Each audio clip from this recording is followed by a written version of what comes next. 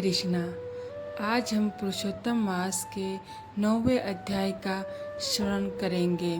अभी तक की सभी अध्याय को सुनने के लिए और इतने प्यारे प्यारे कमेंट करने के लिए आप सभी का तहे दिल से धन्यवाद। आज आप सभी सुनने जा रहे हैं पुरुषोत्तम मास महात्म का 9वां अध्याय। श्री सूत जी महाराज बोले, तदंतर विस्मय से युक्त नारद मुनि ने मेधावी ऋषि की कन्या का अद्भुत वृत्तांत पूछा। नारद जी बोले, हे मुनि, उस तपोवन में मेधावी की कन्या के बाद में क्या किया और किस मुनि श्रेष्ठ ने उसके साथ विवाह किया? श्री नारायण भगवान बोले, अपने पिता को स्मरण करते करते और बार बार शोक करते करते उस घर में कुछ काल उस कन्या का व्यतीत हुआ। ज्योत से भ्रष्ट हुई हिन्नी की तरह घबराई हुई, शून्य घर में रहने वाली, दुख रूप अग्नि से उठी हुई भाप द्वारा बहते हुए अश्रु नेत्र, जलते हुए हृदय कमल वाले, दुख से प्रतिक्षण गर्म श्वास लेने वाली, अति दीना गिरी हुई सर्पणी की तरह अपने घर में सरुंद अपने दुख को सोचती और दुख से मुक्त होने के उपाय को न देखते हुए उस कृष्णोधरी को उसके शुभ भविष्य की प्रेरणा से सांत्वना देने के लिए उस वन में अपनी इच्छा से ही क्रोधी, जिनको देखने से ही इंद्र भयभीत होते हैं, ऐसे जटा से व्याप्त साक्षात शंकर के समान भगवान दुर्वासा ऋषि आए। हे नारद, भगवान श्री कृष्ण ने राजा युधिष्ठिर से कहा कि हे राजेंद्र, वो दुर्वासा आए जिसको कि आपकी माता कुंती ने बालपन में प्रसन्न किया था।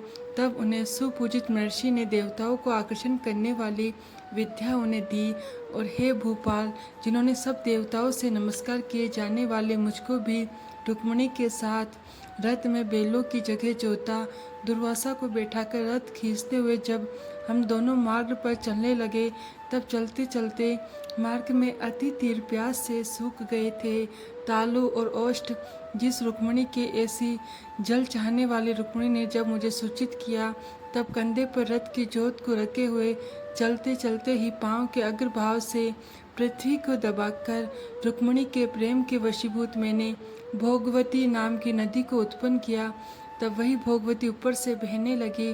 अनंतर उसी के जल से हे महाराज, रुक्मिणी की प्यास को मैंने बुझाया था।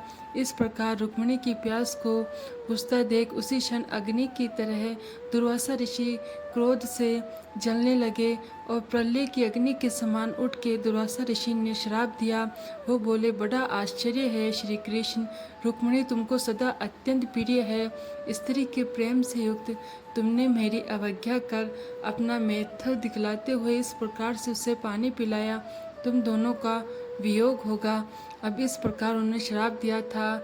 हे युधिष्ठिर, वहीं ये दुर्वासा मुनि हैं, साक्षात रुद्र के अंश से उत्पन्न, दूसरी काल रुद्र की तरह महर्षि अन्य के उग्र तप रूप कल्पवर्ष के दिव्य फल, प्रतिवर्ताओं के सिर के रत्न और अनसुया भगवती के गर्भ से उत्पन्न अत्यंत ही मेधा युक्त दुर्वासा नाम के ऋषि, अनेक तीर्थों के जल से भीगी हुई जटा से भूषित सिर वाले साक्षात तपोमूर्ति दुर्वासा ऋषि को आते देखकर वो कन्या ने शोक सागर से निकलकर धैर्य से मुनि के चरणों में प्रार्थना की।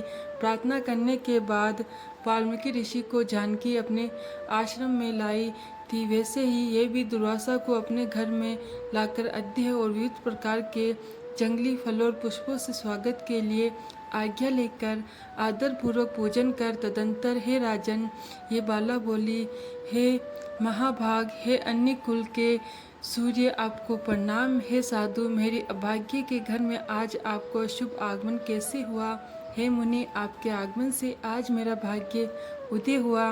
मेरे पिता के पुण्य के प्रभाव से प्रेरित मुझे आप सांत्वना देने के लिए ही आप मुनि स्तंभ आए। आप जैसे महात्माओं की पाँव की धूल जो है वो तीर्थ रूप है, उस धूल का स्पर्श करने वाले अपना जन्म आज सफल कर सकी हूँ। आज मेरा व्रत भी सफल है। आप जैसे पुण्य आत्मा के जो मुझे आज दर्शन हुए, आज मेरा उत्पन्न होना और मेरा पुण्य सफल है। ऐसा कहकर वो कन्या दुर्वासा ऋषि के सामने चुपचाप खड़ी हो गई। तब भगवान शंकर के अंश से उत्पन्न दुर्वासा मुनि मंदहास्य युक्त बोले, हे द्विज सुतु, तू बड़ी अच्छी है, तूने अपने पिता के कुल को तार दिया। ये मेधावी ऋषि के तप का फल है जो उन्हें तेरी ऐसी जैसी कन्या उत्पन्न हुई। तेरे धर्म में तत्परता जान कैलाश से मैं यहाँ पर आया हूँ और तेरे घर आकर तेरे द्वारा मेरा पूजन हुआ। हे बारह मैं शीघ्र ही बद्रिक आश्रम में मुनीश्वर सनातन नारायण देव के दर्शन के लिए जाऊंगा, जो प्राणियों के हित के लिए अत्यंत ही उग्र तप कर रहे हैं। वो कन्या बोली, हे ऋषि, आपके दर्शन से ही मेरा शोक समुंदर सूख गया है। अब इसके बाद मेरा भविष्य उज्जवल है, क्योंकि आपने मुझे सांत्वना दी।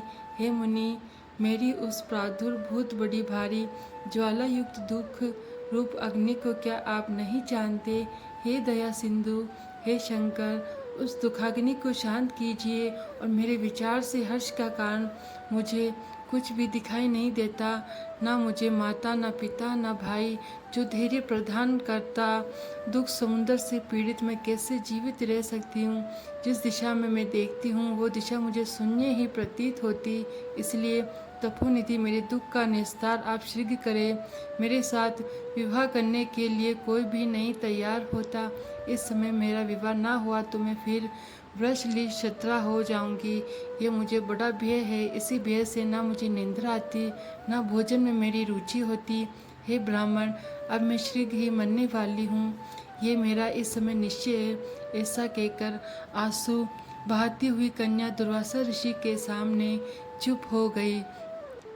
तब दुर्वासा कन्या को देखकर दुख दूर करने का उपाय सोचने लगे। श्री नारायण भगवान बोले, इस प्रकार मुनि कन्या के वचन सुनकर और इसका अभिप्राय समझकर बड़े ही क्रोधी मुनिराज दुर्वासा ने उस कन्या का कुछ हित विचार कृपा से उसे देखकर सारभत उपाय बतलाया। और मुनिराज दुर्वासा ने उस कन्या को क्या उपाय बताए वो आप सभी कल की वीडियो में सुनेगा।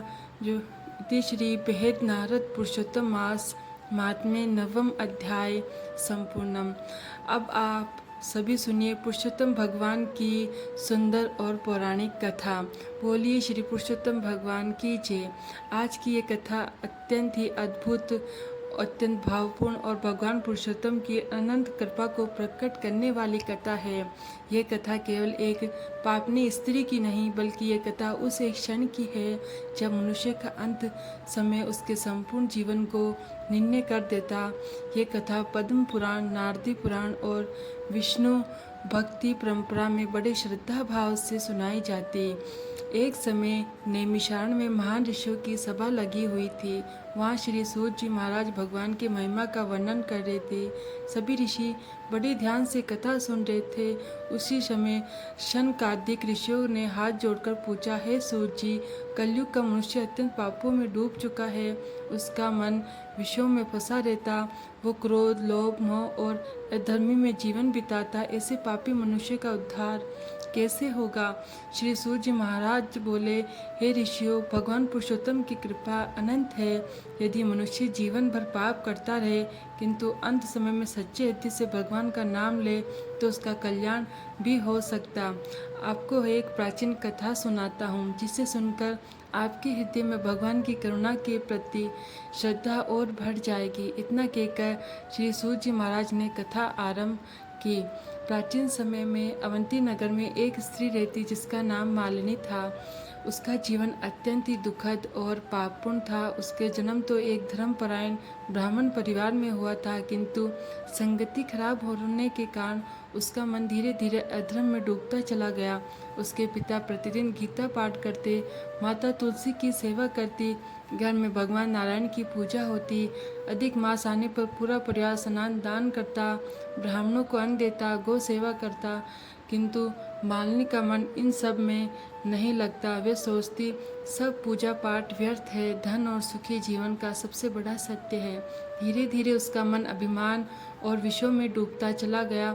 उसने माता पिता की बात मानना छोड़ दी, साधु संतों का उपवास करने लगी, यहाँ तक कि भगवान के नाम का भी सम्मान नहीं करती। संगति मनुष्य को कहाँ से कहाँ पहुँचा देती है, आप समझ रहे हैं। कुछ समय बाद उसके माता पिता का देहांत हो गया। घर की सारी मर्यादा समाप्त हो गई। मालिनी ने अपना जीवन विषय भोगों में डुबो दिया। जो धन माता पिता ने धर्म से कमाया था, अब ये धीरे धीरे नष्ट होने लगा। नगर के लोग उससे दूर रहने लगे। कोई उसके घर नहीं आता जाता था, किंतु उसके मन में पश्चाताप नहीं था। एक दिन अधिक मास आरंभ हुआ। पूरी नगरी में भगवान श्री पुरुषोत्तम की भक्ति होने लगी। प्रातःकाल नदी में स्नान करते थे लोग, दीपदान करते, हरि नाम से कीर्तन करते। मंदिरों में नारायण नारायण की ध्वनि गूंजने लगी। मालिनी अपने घर के द्वार पर खड़ी होकर लोगों का मजाक उड़ाया करती और उपवास करती, कहती, इन सब कर्मों से क्या होगा? यदि भगवान होते तो संसार में दुख क्यों होता? यही मनुष्य का अहंकार उसे भगवान से दूर कर देता है। उसी नगर में एक वृद्ध वैष्णव संत रहते। वे प्रतिदिन अधिक मास की कथा सुनाते थे। उनके मुख पर अद्भुत तेज था। वे कहते, भगवान का नाम कभी व्यर्थ नहीं जाता। यदि कोई मनुष्य सच्चे हृदय से एक बार में नारायण कह दे तो भगवान उसकी पुकार सुन लेते हैं। एक दिन वे संत भिक्षा मांगते हुए मालिनी के द्वार पहुंच गए। उन्होंने कहा, माता, कुछ अन्न मिल जाए तो भगवान आपका कल्याण करेंगे। मालिनी क्रोध में भर गई। उसने कठोर वचन कहे, परंतु संत शांत रहे। उन्होंने कहा, बेटी, संसार का धन यहीं रह जाएगा। अंत समय में केवल भगवान का नाम साथ जाएगा। मालिनी हंस पड़ी। उसने कहा, मृत्यु के समय कौन भगवान को याद करता है? उस समय तो मनुष्य केवल अपने प्राण बचाने की सोचता है। संत ने करुणा से उसकी ओर देखा और बोले, यही कारण है कि जीवन भर भगवान का नाम लेना चाहिए। जो जीता जी हरि का नाम नहीं लेता, उसका अंत समय बड़ा कठिन हो जाता। इतना कहकर वे संत वहाँ से चले गए, किंतु उनके शब्द मालिनी के मन में कहीं गहराई में उतर गए थे। दिन बीतते गए। अधिक मास का प्रभाव पूरी नगरी में फैलते जा रहा था। हर घर में दीपक जल रहे, स्त्रियां तुलसी पूजन कर रही, ब्राह्मण गीता का पाठ कर रहे, लोग पितरों के लिए तर्पण कर रहे। लेकिन मालिनी का जीवन धीरे धीरे दुख से भरने लगा था। उसका धन समाप्त हो गया। जिन लोगों पर उससे घमंड था, वे लोग उसी को छोड़कर अब चले गए। शरीर रोगों से भर गया। अकेलापन उसे भीतर से तोड़ने लगा। एक रात भीषण वर्षा हो रही थी। बिजली कड़क रही थी। मालिनी अपने घर में अकेली पड़ी थी। उसे तेज ज्वर था और वे तेज ज्वर से उसका शरीर कांप रहा था। उसी समय उसे अपने बचपन की बातें याद आने लगी। उसे याद आया कैसे उसकी माता अधिक मास में भगवान श्री पुरुषोत्तम के सामने दीपक जलाकर कहती थी कि हे नारायण, मेरे परिवार पर कृपा बनाए रखना। उसे अपने पिता का गीता पाठ याद करना आने लगा। तुलसी के पास बैठकर किया गया हरि नाम से कीर्तन याद आने लगा। अंत समय में मनुष्य को वही याद आता है जो उसने जीवन में कहीं न कहीं देखा और सुना होता है। उधर उसी रात वो वृद्ध वैष्णव संत मंदिर में बैठकर भगवान का नाम जाप कर रहे थे। उनके हृदय में अचानक करुणा जागी। उन्होंने भगवान से प्रार्थना की, हे पुरुषोत्तम प्रभु, उस दुखी स्त्री पर कृपा कीजिए। वे अज्ञान में भटक गई। रात और गहरी हो गई। मालिनी की सांसें तेज चलने लगी। ऐसा लग रहा जैसे कमरे में भयानक अंधेरा भर गया हो। उसके सामने अपने सारे पाप एक एक करके आने लगे। उसकी आंखों के सामने घूमने लगे। वो भय से कांप उठी। तभी उसे लगा जैसे कोई अदृश्य शक्ति उसे खींच रही। उसका हृदय भय से भर गया। उसी समय बाहर मंदिर से शंख की ध्वनि सुनाई दी। नारायण नारायण, भगवान का नाम कितना दयालु होता है। तो आप जरा सोचिए। मालिनी के सूखे होठ कांपने लगे। उसकी आंखों से आंसू बह निकले और उसी अंतिम क्षण में उसके मुख से टूटी हुई आवाज़ निकली, नारायण नारायण। जैसे उसके मुख से भगवान का नाम निकला, उसी क्षण उसके घर में अद्भुत प्रकाश फैल गया। कमरे का अंधकार दूर होने लगा। दिव्य सुगंध चारों ओर फैल गई। तभी वहाँ पर 4 दिव्य पुरुष प्रकट हुए। उनके शरीर से सूर्य के समान तेज निकल रहा था। उनके हाथों में शंख, चक्र और गदा थी। उनके मुख पर करुणा थी। वे भगवान श्री विष्णु के दिव्य पार्षद थे। विष्णुदूत मालिनी भय और आश्चर्य से उन्हें देखने लगी। उसी समय भयानक रूप वाले यमदूत भी वहां पहुंचे। उनके हाथों में फंदे थे। वे मालिनी के पापों का लेखा जोखा ले आए थे।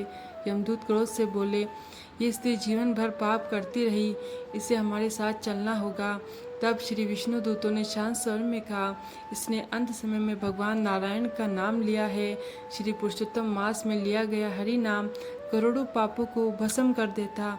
यमदूत आश्चर्य में पड़ गए। उन्होंने कहा, क्या केवल एक बार भगवान का नाम लेने से इतने बड़े पाप नष्ट हो सकते हैं?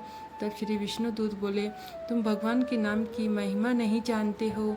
जिसने अंत समय में सच्चे पश्चाताप के साथ नारायण कहा, उस पर स्वयं भगवान की कृपा हो जाती है। विष्णु दूतों के मुख से निकले ये वचन सुनकर यमदूत कुछ क्षणों के लिए मौन हो गए। उनके हाथ के फंदे ढीले पड़ गए।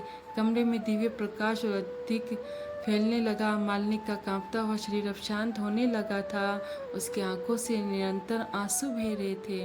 वे समझ चुकी थी कि जीवन भर जिससे भगवान को उसने अपमान किया, वही भगवान अंतिम क्षण में उसे बचाने के लिए अपने पार्षद भेज चुके हैं। यही तो भगवान श्री पुरुषोत्तम की करुणा है। मनुष्य संसार में चाहे जितना भटक जाए, किंतु यदि एक क्षण के लिए भी सच्चे हृदय से भगवान को पुकार ले, तो भगवान उसकी पुकार अवश्य सुनते हैं। यमदूतों ने कठोर स्वर में कहा, हे विष्णुदूतों, ये स्त्री जीवन भर अधर्म से डूबी रही। इसने ना कभी व्रत, ना दान किया, ना भक्ति की, ना कभी प्रभु का नाम लिया। इसने साधु संतों का भी उपहास किया। ऐसे में केवल अंतिम समय का एक नाम इसके समस्त पापों को कैसे मिटा सकता? तब श्री विष्णु दूतों के प्रधान ने शांत किंतु गंभीर स्वर में कहा, तुम धर्म का एक पक्ष जानते हो, किंतु भगवान की करुणा का रहस्य नहीं जानते हो। अधिक मास में किया गया छोटा सा पुण्य भी अक्षय हो जाता है। यदि इस मास में कोई प्राणी सच्चे पश्चाताप के साथ भगवान का नाम ले, उसके पाप अग्नि में सूखे तिनके की भांति जल जाते हैं। और आगे उन्होंने ये कहा, यह सत्य है कि मालिनी ने जीवन भर पाप किए, किंतु उसके हृदय में अंत समय में पश्चाताप जागा। इसे अपने माता पिता की भक्ति याद आई। इसे तुलसी की महिमा स्मरण हुई। सबसे बड़ा यह ही सत्य है। इसके मुख से छल रहित भाव से नारायण का नाम निकला। भगवान के नाम में कितनी शक्ति है, आप समझ रहे हैं। उसी समय यमदूतों को अपने स्वामी धर्मराज के वचन याद आए। धर्मराज ने उनसे कहा था, जो मनुष्य सच्चे भाव से भगवान श्री विष्णु का नाम ले, तुलसी की सेवा करे, गीता का पाठ करे या हरे नाम से कीर्तन सुने, उसे कभी कठोर व्यवहार मत करना। और यमदूत शांत हो गए। उन्होंने मालिनी की ओर देखा। अब उसके चेहरे पर भय नहीं था, वहाँ एक अजीब सी शांति उतर आई। तभी विष्णु दूतों ने कहा, यमदूतों, भगवान पुरुषोत्तम का ये वचन है कि अधिक मास में जो भी प्राणी हरि नाम का आश्रय लेगा, उसे भगवान कभी नहीं त्यागेंगे। इतना कहे विष्णु दूतों ने अपने दिव्य हाथों से मालिनी के सूक्ष्म देह को उठाया। उसी क्षण उसका स्थूल शरीर भूमि पर निश्चल हो गया। जरा सोचिए, जो स्त्री जीवन भर भगवान से दूर भागती रही, उसी के अंत समय में भगवान अपने धाम की ओर ले जाने लगे। जब विष्णुदूत उसे ले आकाश मार्ग से जा रहे, तब मालिनी ने नीचे पृथ्वी की ओर देखा। उसे अपना पूरा जीवन दिखाई देने लगा। उसे अपने माता पिता की करुणा याद आई। उसे व्रत संत याद आए, जिन्होंने उसके द्वार पर खड़े होकर कहा था, अंत समय में केवल भगवान का नाम साथ जाएगा। मालिनी फूट फूट के रोने लगी। उसने कहा, मैं कितनी मूर्ख थी। मैंने जीवन भर संसार को ही सत्य समझा। मैंने भगवान के नाम का अपमान किया, फिर भी प्रभु ने मुझ पर दया की। तब विष्णुदूत बोले, भगवान दंड देने में नहीं, उद्धार करने में और आनंद अनुभव करते हैं। यही कारण है कि अधिक मास को भगवान ने अपना स्वरूप कहा है। इस मास में भगवान की कृपा विशेष रूप से बरसती है। उधर पृथ्वी पर वही वृद्ध वैष्णव संत ध्यान में मगन बैठे थे। उन्होंने दिव्य दृष्टि से ये सब देख लिया था और उनकी आंखों से प्रेम अश्रु बहने लगे। वे बोले, धन्य है पुरुषोत्तम प्रभु, आपका नाम कितना दयालु है। अगले दिन पूरी नगर में ये बात फैल गई कि मालिनी की मृत्यु के समय उसके घर से दिव्य प्रकाश निकला था। लोग आश्चर्य में पड़ गए। कुछ लोग उस वृद्ध संत के पास पहुंचे और बोले, महाराज, वो स्त्री तो बड़ी पापनी थी, फिर उसका अंत कैसे संभव? वे संत मुस्कुराए बोले, तुम लोग केवल उसके पाप देखते, भगवान उसके अंत समय का पश्चाताप देखते हैं। मनुष्य को कभी भी भगवान की करुणा पर संदेह नहीं करना चाहिए। भगवान का द्वार अंतिम क्षण तक खुला रहता। ये सुनकर वहाँ उपस्थित लोगों के हृदय बदलने लगे। अनेक लोग जो केवल बाहरी दिखावे में लगे रहते, वे सच्चे मन से हरि का नाम करने लगे। उसी नगर में एक युवक रहता था जिसका नाम माधव था। वह अत्यंत ही गरीब था, किंतु भगवान का बड़ा भक्त था। वे प्रतिदिन मंदिर में जाकर भगवान श्री पुरुषोत्तम के सामने दीपक जलाता और तुलसी की सेवा करता था। माधव ने जब मालिनी की कथा सुनी तो उसका हृदय करुणा से भर गया। उसने उन संत महाराज से पूछा, गुरुदेव, भगवान सचमुच इतने दयालु हैं कि अंतिम क्षण में भी पापी का उद्धार कर देते? वो संत बोले, हाँ पुत्र, किंतु इसका अर्थ ये नहीं कि मनुष्य जानबूझकर पाप करता रहे। भगवान का नाम पाप करने का सहारा नहीं, पाप से बचने का मार्ग है।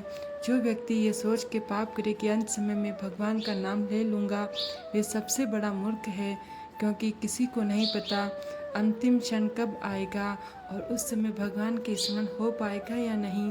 माधव बड़े ध्यान से सुन रहा था। संत ने आगे कहा, मालिनी को अंत समय में भगवान का नाम इसलिए स्मरण हुआ क्योंकि बचपन में उसने अपने माता पिता से हरि नाम सुना था। उसके घर में गीता का पाठ हुआ करता था, तुलसी पूजा करते थे। बचपन के संस्कार अंत समय में जाग उठे कि घर में भगवान का नाम गूंजना चाहिए। यही कारण है, और बच्चों को धर्म से जोड़ना चाहिए, क्योंकि कौन सा संस्कार कब मनुष्य का उद्धार कर दे ये कोई नहीं जानता। माधव ने उसी दिन से संकल्प लिया कि वे अधिक मास में और अधिक भक्ति करेगा। वो प्रतिदिन प्रातःकाल नदी में स्नान करता, भगवान का नाम जपता, गौ सेवा करता और भूखों को अन्न खिलाता। धीरे धीरे उसके मन में वैराग्य बढ़ने लगा। उसका हृदय संसार से हटकर भगवान में लगने लगा।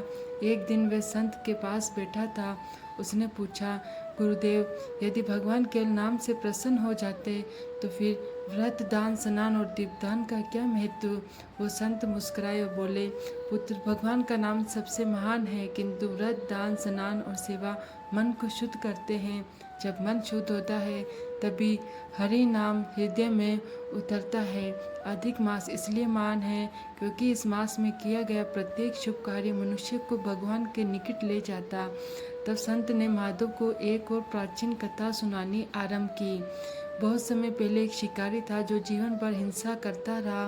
वे पशुओं को मारता और अपना जीवन चलाता था, किंतु अधिक मास में एक दिन ऐसा हुआ कि उसके जीवन की दिशा ही पलट गई।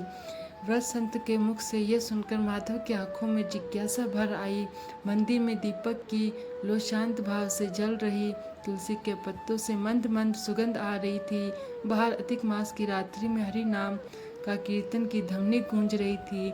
हरि नारायण, श्री हरि नारायण। संत बोले, भक्तों, ये कथा थी भगवान पुरुषोत्तम की असीम कृपा को प्रकट करने वाली। जैसे मालिनी का उद्धार अंतिम समय में भगवान के नाम से हुआ, वैसे ही शिकारी का जीवन भी हरि नाम के प्रभाव से बदल गया। आप समझ रहे होंगे, भगवान मनुष्य का भूतकाल नहीं देखते, वे उसके हृदय का भाव देखते हैं। प्राचीन समय में विंध्याचल के घने वन में एक शिकारी रहता था जिसका नाम निशंक था। उसका जीवन अत्यंत कठोर था। बचपन से ही उसने हिंसा देखी थी। उसके पिता भी पशुओं का वध करके जीवन चलाते थे। धीरे धीरे उसका हृदय इतना कठोर हो गया कि उसे किसी की प्राणी की पीड़ा देखकर भी दया नहीं आती थी। वे प्रतिदिन वन में जाकर निर्दोष पशुओं का वध करता और उसी से अपना जीवन चलाता। ना तो उसे धर्म का ज्ञान, ना ही भक्ति का ज्ञान, न वह मंदिर और साधु संतों से वे दूर ही रहता।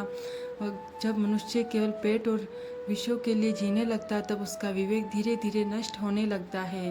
एक वर्ष अधिक मास आया। पृथ्वी पर भगवान पुरुषोत्तम की महिमा गूंजने लगी। नगरों में कथा, कीर्तन, दीपदान और गीता पाठ होने लगा। लोग प्रातःकाल पवित्र नदियों में स्नान कर रहे थे। मंदिरों को ब्राह्मणों को दान दिया जा रहा था। गौ सेवा हो रही थी। उधर निशंक को इन सब बातों से कोई लेना देना नहीं था। वह उसी प्रकार हिंसा में लगा रहा। एक दिन वह वन में बहुत दूर निकल गया। पूरे दिन उसे कोई शिकारी नहीं मिला। सूर्य अस्त होने लगा। भूख और प्यास से उसका शरीर व्याकुल हो उठा। वह क्रोध में भर गया। उसी समय उसे दूर एक प्राचीन मंदिर दिखाई दिया। वे मंदिर भगवान श्री विष्णु का था। अधिक मास के कारण वहाँ बहुत से भक्त एकत्रित हुए थे और मंदिर में हरि नाम का कीर्तन हो रहा था। निशंक ने सोचा, रात यहीं काट लेता हूँ। वे मंदिर में बाहर एक वृक्ष के नीचे बैठ गया। भीतर से कथा की ध्वनि आ रही। एक वृद्ध संत कह रहे थे, भक्तों, भगवान का नाम ऐसा अमृत है जो पत्थर जैसे हृदय को भी पिघला देता। जो व्यक्ति अधिक मास में एक बार भी सच्चे मन से नारायण कह दे, उसका जीवन बदल सकता है। निशंक यह सब सुनकर हंसने लगा। उसने मन ही मन में कहा, यदि केवल नाम लेने से सब पाप मिट जाए तो संसार में कौन दुखी ही ना होता। परंतु भगवान की लीला बड़ी अद्भुत होती है। रात गहरी होती गई, मंदिर में भजन चलता रहा। निशंक चाहकर भी वहाँ से जा नहीं पाया। भूख से व्याकुल होकर वे उसी वृक्ष के नीचे पड़ा रहा। पूरे दिन शिकार न मिलने के कारण उसने कुछ भी नहीं खाया। तो जरा सोचिए, अनजाने में ही उसे उपवास हो गया। उसी रात मंदिर में भगवान पुरुषोत्तम के सामने अखंड दीपक जल रहा था। तुलसी दल अर्पित कर रहे थे। गीता का पाठ हो रहा था। धीरे धीरे निशंक के कानों में हरि नाम की ध्वनि उतरने लगी। नारायण नारायण। पहली बार उसके मन में एक अजीब सी शांति उतरने लगी। उसे अपना जीवन याद आने लगा। उसे याद आया कि कितने निरीह पशुओं का उसने वध किया, कितने प्राणियों को उसने बहुत पीड़ा दी। उसकी आंखों से आंसू अश्रु की तरह बहने लगे। अधिक मास का प्रभाव है। ये मास पत्थर जैसे हृदय को भी पिघला देता है। उधर मंदिर में बैठे संत ने दिव्य दृष्टि से समझ लिया कि बाहर बैठा शिकारी पीड़ित से टूट रहा। उन्होंने कथा में कहा, मनुष्य चाहे कितना भी बड़ा पापी क्यों ना हो, यदि उसके हृदय में पश्चाताप झाग जाए तो भगवान उसे कभी नहीं त्यागते। अजामिल जैसा पापी भी अंत समय में नारायण कहकर बच गया था, क्योंकि भगवान नाम में स्वयं भगवान का निवास है। यह सुनते ही निशंक चौंक उठा। उसने पहली बार ध्यान से उस कथा का श्रवण किया और आरंभ की। संत बोले, भक्तों, भगवान दया के सागर हैं। वे केवल यही देखते हैं कि कौन उनकी ओर एक कदम बढ़ाता। अधिक मास में यदि कोई मनुष्य स्नान करे, दीपदान करे, तुलसी सेवा करे, गौ सेवा करे और ब्राह्मणों को अन्न दे और हरि नाम का जाप करे तो उसका जीवन पवित्र होने लगता है। निशंक का कठोर हृदय पिघलने लगा था। वह सारी रात मंदिर के बाहर बैठा कथा सुनता रहा। अनजाने में उसे जागरण भी हो गया। प्रातःकाल जब मंदिर के द्वार खुले तब भक्तों ने देखा कि बाहर बैठा वही भयानक शिकारी रो रहा। वृद्ध संत उसके पास आए और बोले, पुत्र, क्या हुआ? निशंक उनके चरणों में गिर पड़ा और वे रोते हुए बोला, महाराज, मेरा जीवन पापों से भरा, क्या मेरे जैसे पापी का भी उद्धार हो सकता है? संत ने उसके सिर पर हाथ रखा और बोले, यदि भगवान मालिनी जैसी पापनी पर कृपा कर सकते हैं तो तुम क्यों रो रहे हो? तुम पर क्यों नहीं कर सकते? किंतु तुम्हें अपने जीवन को बदलना होगा। निशंक बोला, गुरुदेव, मुझे मार्ग दिखाइए। तब संत बोले, आज से हिंसा छोड़ दो और भगवान पुरुषोत्तम का नाम लो। अधिक मास में प्रतिदिन स्नान करो, तुलसी की सेवा करो और जितना संभव हो दया का जीवन अपनाओ। निशंक ने उसी क्षण अपने बाण और धनुष भगवान के चरणों में रख दिए। तो भक्तों, जरा सोचिए, जो व्यक्ति जीवन भर हिंसा करता रहा, उसके भीतर एक ही रात में परिवर्तन कैसे आया? यही हरि नाम की शक्ति है और यही अधिक मास की महिमा बताई है। उस दिन से निशंक का जीवन बदल गया। वे मंदिर की सेवा करने लगा। प्रातःकाल नदी में स्नान करता, भगवान के सामने दीपक जलाता, तुलसी को जल देता और भूखे लोगों को फल और जल बांटता। धीरे धीरे उसका चेहरा भी बदलने लगा। वे पहले जहाँ उसके मुख पर क्रूरता थी, वहाँ पर अब शांति उतर आई। नगर के लोग आश्चर्य में पड़ गए। वे कहते, क्या ये वही निशंक है जो कभी निर्दयी शिकारी था? वृद्ध संत मुस्कुराते और कहते, ये भगवान पुरुषोत्तम की ही कृपा है।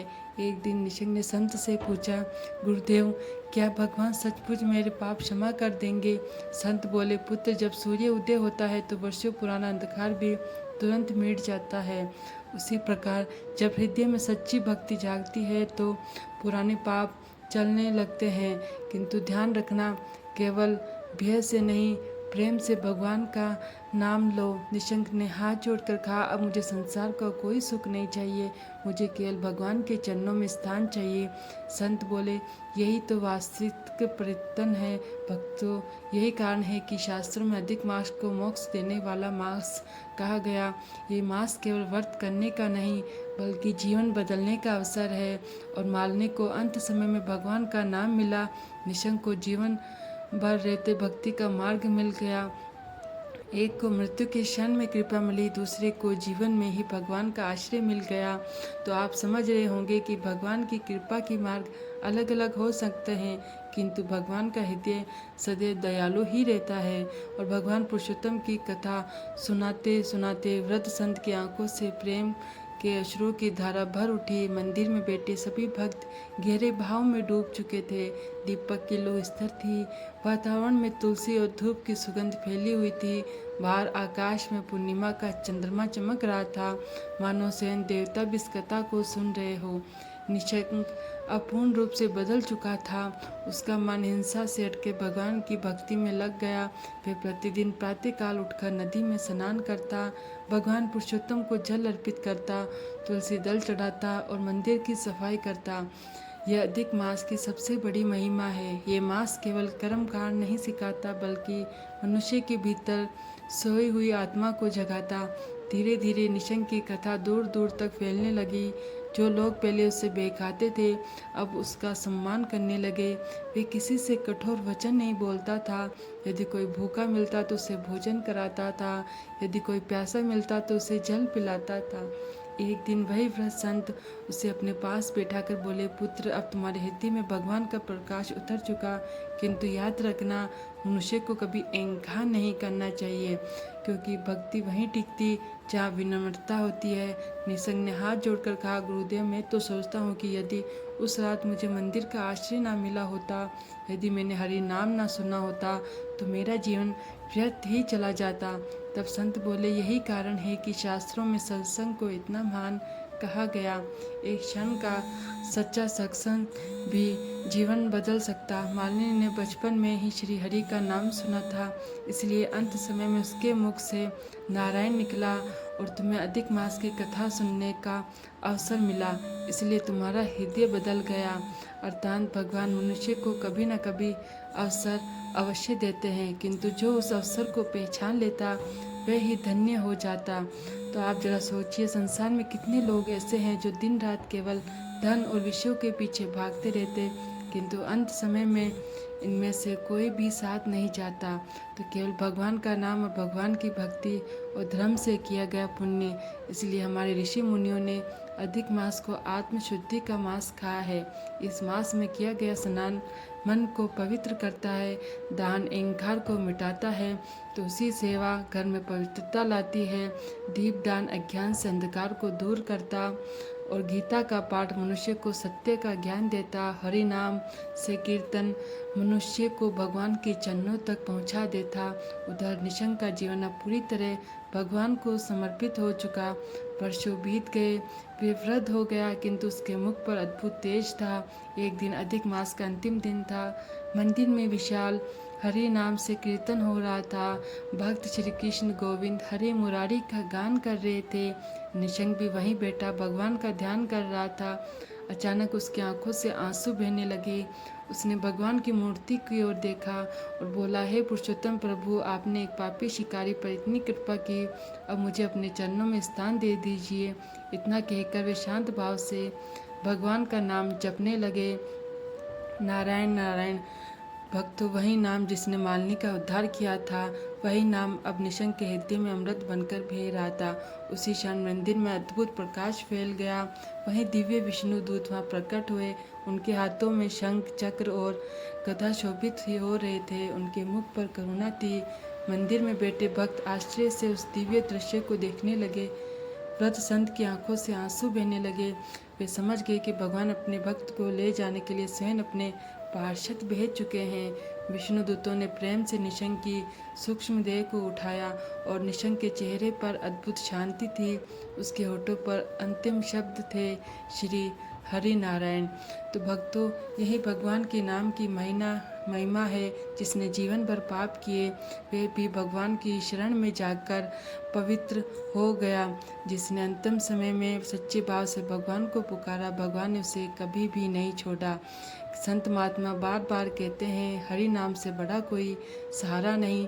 भगवान पुरुषोत्तम आप सभी के जीवन में दुख, भय और दरिद्रता को दूर करे और आपके घर में सुख, शांति और भक्ति का वास हो। आपके अपने चैनल मंत्र पूजा को ज़रूर सब्सक्राइब करें ताकि आपको और भी अच्छी से अच्छी सुंदर और पौराणिक कथाएं मिल सके। हरे कृष्णा।